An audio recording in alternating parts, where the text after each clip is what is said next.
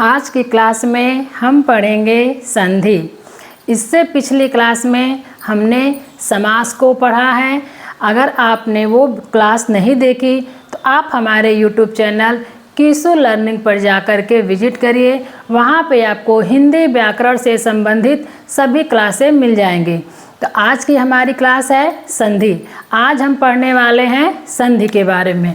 तो संधि किसे कहते हैं? सबसे पहले हमारे सामने यह प्रश्न आता है कि संधि होता क्या है। तो चलिए पहले हम इसकी परिभाषा जानते हैं, इसके अर्थ को जानते हैं कि संधि किसे कहते हैं। तो देखिए, संधि शब्द का अर्थ है मेल। संधि का क्या अर्थ है? मेल। यानी जब हम किसी भी चीज़ को आपस में जोड़ते हैं, मिलाते हैं, तो उसे हम कहते हैं संधि। तो इसी तरह से हम यहाँ पे वर्डों को आपस में मिलाएंगे तो उसे ही हमने नाम दिया है संधि। देखिए क्या है इसकी परिभाषा, क्या कहती है कि जब दो या दो से अधिक शब्दों को मिलाकर नया शब्द बनाया जाता है। जब दो या दो से अधिक शब्दों को मिलाकर नया शब्द बनाया जाता है तब निकटवर्ती वर्णों के मेल से जो परिवर्तन होता है उसे संधि कहते हैं।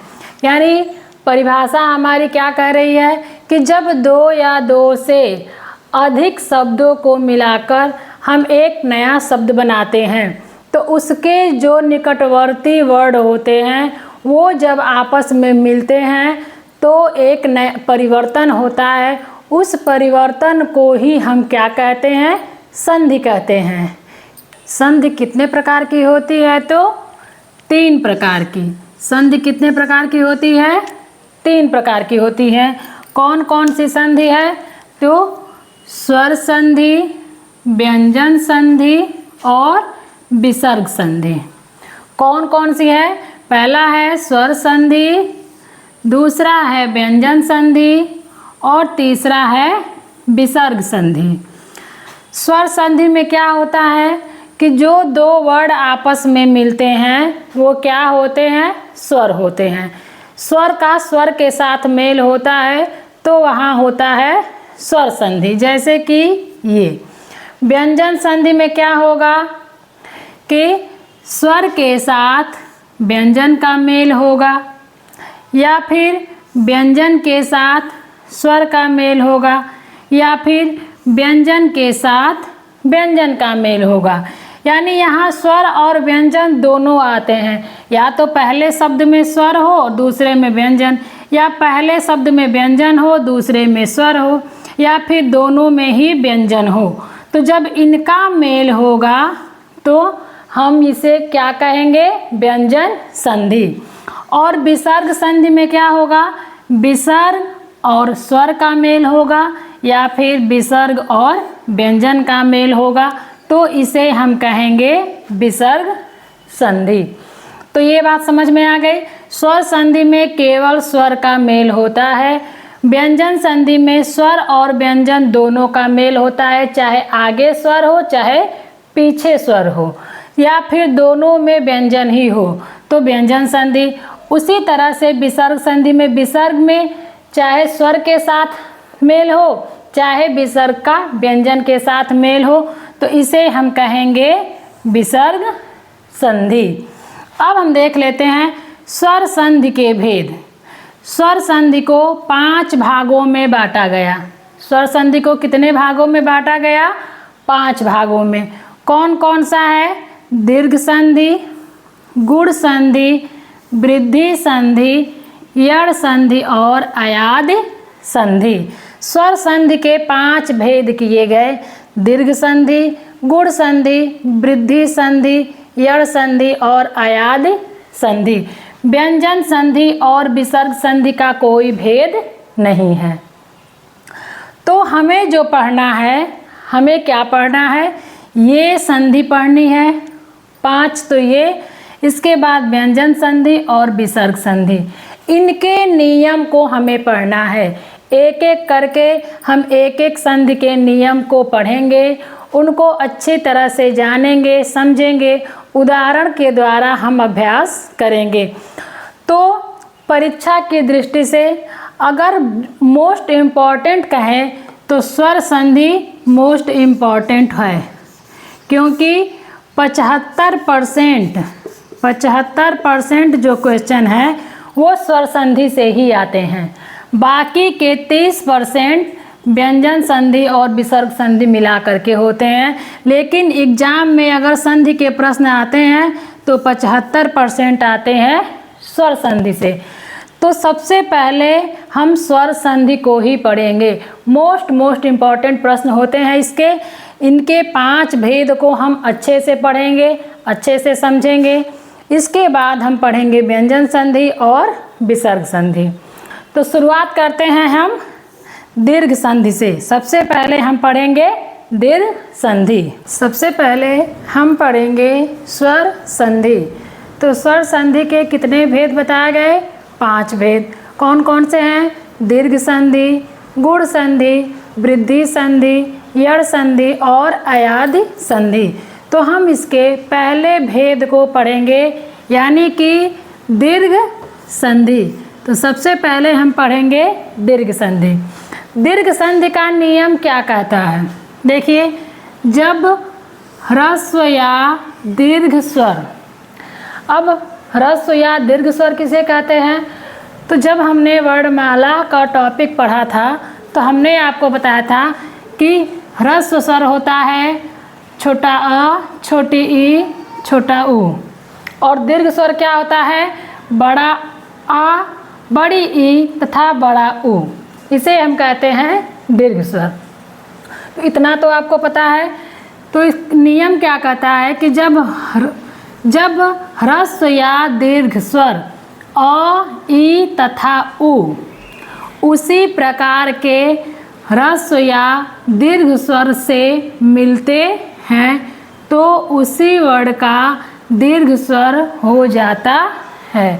तो दीर्घ स्वर का नियम क्या कहता है कि जब ह्रस्व या दीर्घ स्वर यानी अ, ई, उ, या फिर दीर्घ स्वर में आ, बड़ी ई, बड़ा उ, अगर किसी भी ह्रस्व या दीर्घ स्वर से मिलते हैं, चाहे वो छोटा अ से मिले या छोटी ई से मिले, छोटा उ से मिले, तो वह क्या होता है? दीर्घ स्वर में बदल जाते हैं। कैसे बदलते हैं? चलिए इसको देख लेते हैं। जैसे अ, ये छोटा अ है। अगर छोटा अ के साथ छोटा अ मिलेगा तो क्या बनेगा? आ। देखिए यहाँ पे बना। अगर आ, बड़ा आ के साथ अ का मेल होता है तो भी क्या बनेगा? आ। अ के साथ आ का मेल होगा तो भी बनेगा आ। आ के साथ आ का मेल होगा तो भी बनेगा आ। यानी कहने का मतलब है कि स्वर समान होना चाहिए। ह्रस्व स्वर या दीर्घ स्वर समान स्वर हो। अ के साथ अ मिले, चाहे आ के साथ अ मिले, चाहे अ के साथ आ मिले, चाहे आ के साथ आ मिले, तो वह किस में बदलेगा? तो दीर्घ स्वर में। उसी स्वर का दीर्घ स्वर बनेगा, किसी और स्वर का नहीं बनेगा। जिस स्वर का मेल होता है उसी का बड़ा स्वर बनेगा, दीर्घ स्वर बनेगा। समझ में आया? जैसे अ के साथ अ का ही मेल होगा, समान स्वर। ह्रस्व या दीर्घ स्वर जो होगा वो समान होना चाहिए। अ के साथ अ या आ मिलना चाहिए, छोटी ई के साथ छोटी ई या बड़ी ई मिलना चाहिए, छोटा ऊ के साथ छोटा ऊ या बड़ा ऊ मिलना चाहिए। सभी प्रकार के ह्रस्व या दीर्घ स्वर से मिलते हैं तो उसी वर्ण का दीर्घ स्वर हो जाता है। समझ में आया? जब ह्रस्व या दीर्घ स्वर अ, ई तथा उ उसी प्रकार के ह्रस्व या दीर्घ स्वर से मिलते हैं, क्या कह रहा है नियम? कि कोई भी जो ह्रस्व या दीर्घ स्वर है, अ है, आ है, छोटी ई, बड़ी ई, छोटा ऊ और बड़ा ऊ, ये जितने भी स्वर हैं ये अपने उसी स्वर के साथ मिले, या तो छोटे से या बड़े से। अगर उससे मिलेंगे तो वह क्या हो जाएगा, बड़ा स्वर बनेगा, दीर्घ स्वर बनेगा। जैसे यहाँ पे आपने देखा अ के साथ अ मिला तो आ बना, आ के साथ अ मिला तो भी आ बना, अ के साथ आ मिला तो भी आ बना, आ के साथ आ का मेल हुआ तो भी आ बना। यानी स्वर समान होना चाहिए, इधर भी अ हो तो इधर भी अ या आ हो, या तो ह्रस्व या दीर्घ स्वर, लेकिन वो जो स्वर है वो अ आ ही होना चाहिए, समान स्वर होना चाहिए। उसी तरह से छोटी ई और बड़ी ई ये दोनों समान स्वर है, छोटी ई ह्रस्व स्वर है, बड़ी ई दीर्घ स्वर है। इसी तरह से छोटा ऊ और बड़ा ऊ समान स्वर होते हैं, छोटा ऊ क्या है, ह्रस्व ऊ है, और बड़ा ऊ क्या है, दीर्घ ऊ है। तो कहने का मतलब है कि समान स्वर का जब मेल होता है, अ से अ या आ का मेल हो, ई से छोटी ई या बड़ी ई का मेल हो, छोटा ऊ से छोटा ऊ या बड़ा ऊ का मेल हो, तो वहाँ पे दीर्घ स्वर होगा, और जो परिवर्तन होगा वो क्या होगा, दीर्घ में बदल जाएगा। जैसे देखो अ से अ का मेल हुआ तो आ बना। उदाहरण देख लेते हैं, अच प्लस अंश। अच, जब इसका हम विग्रह करेंगे छ का, तो छ में आएगा अ आएगा, तो इसमें अ है और इसमें अ है, तो दोनों को मिल करके क्या बन गया, अच्छांश। अच्छांश। हम इसका विग्रह करेंगे छ का, तो हम कैसे लिखेंगे, छ प्लस अ। तो इसमें अ सभी वर्णों में अ जुड़ा होता है, या हम पढ़ चुके हैं कोई भी वर्ड है उसमें अ जुड़ा होता है। तो इसमें अ है और ये अ दोनों मिल करके यहाँ पे देखो दीर्घ अ बन गया, आ की मात्रा लग गई।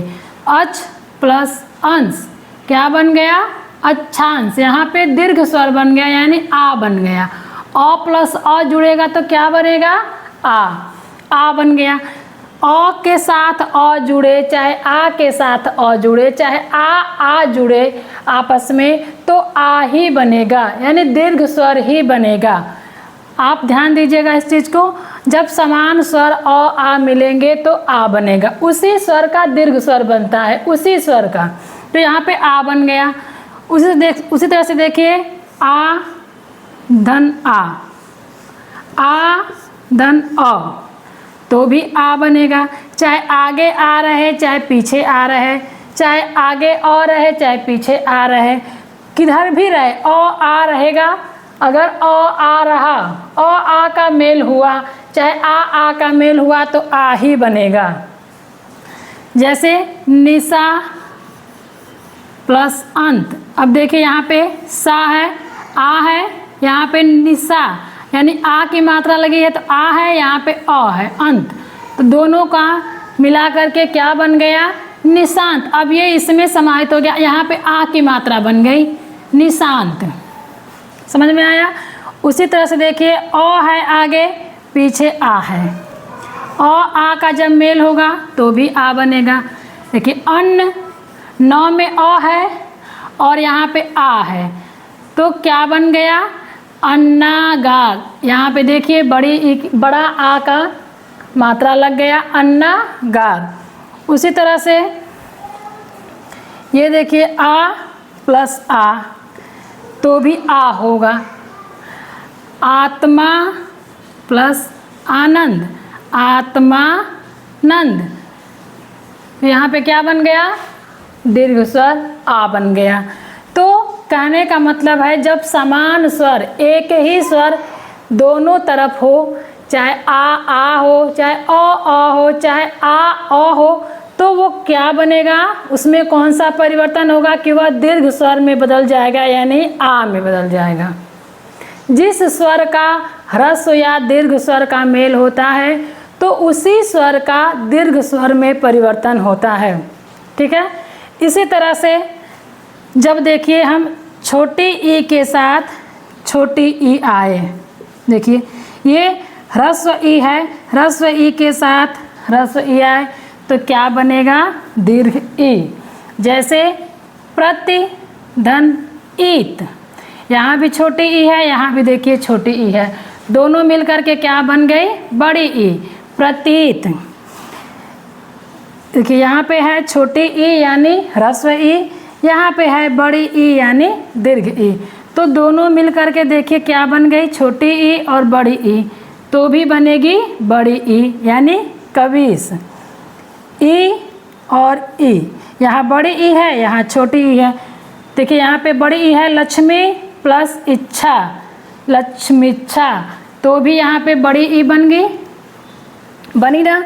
इसी तरह से यहाँ बड़ी ई और बड़ी ई का मेल होगा तो भी होगा बड़ी ई। नदी प्लस ईस, नदीस, देखिए यहाँ पे बड़ी ई में परिवर्तन हो गया, नदी प्लस ईस को हमने मिला दिया तो क्या बन गया, नदीस। तो आपको समझ में आ गया। दीर्घ स्वर में बस आप इतना याद रखिए कि जब भी समान स्वर हो, समान स्वर का मेल होगा तो वह उसका परिवर्तन उसी स्वर का दीर्घ स्वर बनेगा। यानी अ से अ का मेल होना चाहिए, चाहे अ से आ का मेल होगा, चाहे आ से आ का मेल होगा, तो उसका परिवर्तन किस में होगा, दीर्घ स्वर यानी आ में होगा। ठीक है। उसी तरह से ई का ई में छोटी ई का छोटी ई होगा, या फिर बड़ी ई का बड़ी ई से हो, या छोटी ई का बड़ी ई से हो, या बड़ी ई का छोटी ई से मेल हो, तो क्या बनेगा, हमेशा बड़ी ई ही बनेगा। दीर्घ स्वर संधि की यही पहचान है कि हमेशा बड़ी ई, देखिए यहाँ पे लिखा है ना दीर्घ, तो हमेशा दीर्घ स्वर का ध्यान दीजिए। यदि समान स्वर है और उसका परिवर्तन के बाद दीर्घ स्वर बना, दीर्घ बना, तो वहाँ पे क्या होगा, दीर्घ स्वर संधि। अब इसके आगे अभी हम और देख लेते हैं। छोटा ऊ और बड़ा ऊ का मेल जब होता है तो कैसे उसका परिवर्तन होता है। उसी प्रकार देखिए, ह्रस्व ऊ के साथ ह्रस्व ऊ का जब मेल हुआ तो क्या बना, दीर्घ ऊ। यानी छोटा ऊ के साथ छोटा ऊ का मेल होगा तो बनेगा दीर्घ ऊ। बड़ा ऊ के साथ छोटा ऊ का मेल होगा तो भी बनेगा दीर्घ ऊ, बड़ा ऊ। छोटा ऊ के साथ बड़ा ऊ का मेल होगा तो भी बनेगा बड़ा ऊ, और बड़ा ऊ के साथ बड़ा ऊ का मेल होगा तो भी बनेगा बड़ा ऊ। यानी ऊ छोटा हो या बड़ा, चाहे छोटा ऊ के साथ छोटा ऊ हो, चाहे बड़ा ऊ के साथ बड़ा ऊ हो, चाहे छोटा ऊ के साथ बड़ा ऊ हो, चाहे बड़ा ऊ के साथ छोटा ऊ का मेल हो, तो हर परिस्थिति में, हर कंडीशन में उसका जब परिवर्तन होगा तो वहाँ पे बड़ा ऊ ही होगा। ठीक है। जैसे देखिए यहाँ पे है अनु प्लस उदित, देखिए यहाँ पे छोटा ऊ की मात्रा लगी है और यहाँ पे भी छोटा ऊ है, लेकिन जब हमने इसको बनाया, इसका जब मेल हुआ तो क्या हुआ, ये बड़ा ऊ में बदल गया, यानी अनुदित हो गया। उसी तरह से देखिए यहाँ पे भू, यहाँ पे बड़ा ऊ की मात्रा लगी है और यहाँ पे है छोटा ऊ। बड़ा ऊ के साथ छोटा ऊ का मेल हो रहा है, लेकिन जब परिवर्तन हुआ तो यह क्या बन गया, बड़ा ऊ। भू प्लस ऊपरी, भूपरी। यहाँ देखिए धातु, त में छोटा ऊ की मात्रा लगी है, इसके साथ उष्मा, बड़ा ऊ जुड़ रहा है तो भी क्या बनेगा, यह बड़ा ऊ। देखिए बड़ा ऊ की मात्रा बन गई धातुष्मा।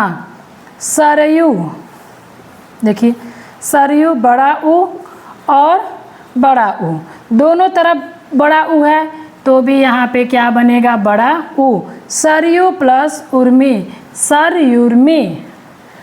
आ गया समझ में। यानी कहने का मतलब है, चाहे छोटा स्वर हो चाहे बड़ा हो, चाहे छोटा ऊ हो चाहे बड़ा ऊ हो, जब दोनों आपस में मिलेंगे तो उनका परिवर्तन जो होगा वो बड़ा ऊ में ही होगा। जब समान स्वर मिलते हैं तो उसे हम कहते हैं दीर्घ स्वर। ठीक है। जब समान स्वर, यानी जो स्वर इधर हो वही स्वर इधर भी हो, इधर अ है तो इधर भी अ है, इधर अ है तो इधर आ है, उसी का ह्रस्व हो चाहे दीर्घ हो, लेकिन वह स्वर एक ही हो, चाहे छोटा हो चाहे बड़ा हो। अगर वह स्वर समान है तो उसका जब परिवर्तन होगा, जब नया शब्द बनेगा तो उसमें दीर्घ स्वर लिया जाएगा वह बड़ा स्वर में बदलेगा। जैसे अ आ का जब मेल होगा तो आ बनेगा, छोटी ई बड़ी ई का जब मेल होगा तो बड़ी ई बनेगा, छोटा ऊ बड़ा ऊ का जब मेल होगा तो बड़ा ऊ बनेगा। इसके अलावा री के साथ जब री का मेल होता है तो दीर्घ री बनाया जाता है। हालांकि यह हिंदी में प्रचलित नहीं है, यह संस्कृत में होता है, लेकिन हमने आपको बता दिया। जैसे पितृधन ऋण तो पितृण, मातृधन ऋण तो मातृण, लेकिन यह हिंदी में प्रचलित नहीं है, न के बराबर है ये हिंदी में नहीं है, ये संस्कृत में ज़्यादातर प्रयोग किए जाते हैं। तो हमने क्या देखा कि दीर्घ स्वर संधि में जब कोई स्वर अपने ही स्वर के साथ मेल करता है तो उसका जो परिवर्तन होता है, वो जो बदलता है वह अपने ही स्वर के दीर्घ स्वर में बदलता है, चाहे वो ह्रस्व हो या दीर्घ हो। जैसे हमने आपको बताया था अ के साथ अ का मेल होगा, अ के साथ आ का मेल होगा। देखिए जैसे अ आ, छोटी ई, बड़ी ई, छोटा ऊ और बड़ा ऊ, है ना। तो इन दोनों का आपस में मेल होगा, इन दोनों का आपस में मेल होगा और इन दोनों का आपस में मेल होगा। जब इसका मेल होगा तो क्या बनेगा? दीर्घ आ, यानी बड़ा। जब इसका मेल होगा तो क्या बनेगा? बड़ी ई। और जब इसका मेल होगा तो क्या बनेगा? बड़ा ऊ। समझ में आ गया आपको? चाहे आ का मेल हो, चाहे अ का मेल हो, चाहे अ का मेल हो, जब दोनों स्वर, ये दोनों स्वर एक साथ आएंगे, ये दोनों स्वर एक साथ आएंगे तो इसका जो मेल होगा वह क्या होगा? आ के साथ होगा। जो परिवर्तन होगा वहाँ पे आ आएगा, दीर्घ आएगा, हमेशा बड़ा आएगा। दीर्घ यानी होता है बड़ा, तो हमेशा बड़ा स्वर ही आएगा। जब छोटी ई का बड़ी ई के साथ मेल होगा, चाहे छोटी ई का छोटी ई के साथ मेल होगा, चाहे बड़ी ई का बड़ी ई के साथ मेल हो, तो वहाँ पे हमेशा क्या आएगा? बड़ी ई आएगा, हमेशा दीर्घ आएगा। इसीलिए तो हम इसको कहते हैं दीर्घ स्वर, दीर्घ संधि। छोटा ऊ और बड़ा ऊ, जब ये दोनों एक साथ आएंगे, चाहे ये दोनों रहे, चाहे छोटा ऊ के साथ छोटा ऊ रहे, चाहे बड़ा ऊ के साथ बड़ा ऊ रहे, चाहे छोटा ऊ के साथ बड़ा ऊ रहे, चाहे बड़ा ऊ के साथ छोटा ऊ रहे, तो हर कंडीशन में क्या आएगा? बड़ा ऊ, यानी दीर्घ स्वर ही आएगा। तो जहाँ भी बड़ी ई की मात्रा लगी हो, बड़ा आ की मात्रा लगी हो, बड़ी ई की मात्रा लगी हो, बड़ा ऊ की मात्रा लगी हो, तो वहाँ पे क्या होगा? दीर्घ संधि।